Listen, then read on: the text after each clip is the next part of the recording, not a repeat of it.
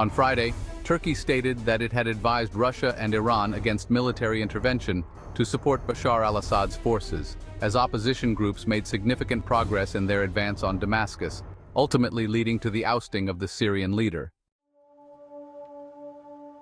Turkish Foreign Minister Hakan Fidan conveyed that the primary focus was to engage in discussions with Russia and Iran to prevent their military involvement in the situation. According to Fidan, both nations comprehended Turkey's stance during the meetings. He emphasized that if Russia and Iran had intervened in support of al-Assad, the opposition could still have achieved victory, but at the potential cost of a prolonged and more violent conflict.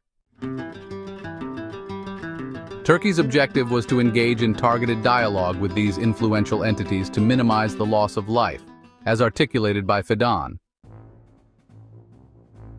Initially, when the Military Operations Administration forces initiated their offensive on November 27th, Moscow and Tehran initially offered military assistance to al-Assad.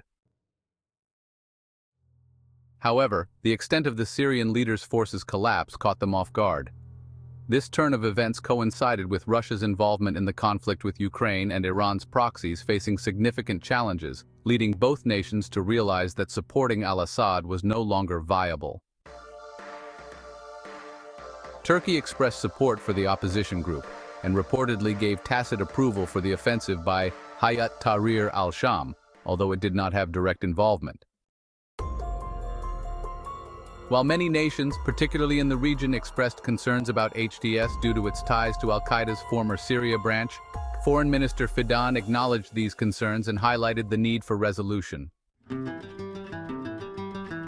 Fidan stated that it was natural for such concerns to exist, given the goal of establishing a Syria free from terrorism, which does not pose a threat to regional countries. Since 2016, Turkey has maintained significant influence over northwestern Syria and has established a working relationship with HTS, which controlled most of the Idlib area, the last opposition stronghold in Syria. Fidan mentioned that Turkey directly conveyed these concerns to HTS, emphasizing that they have been responsive and taken appropriate steps in line with the expressed apprehensions.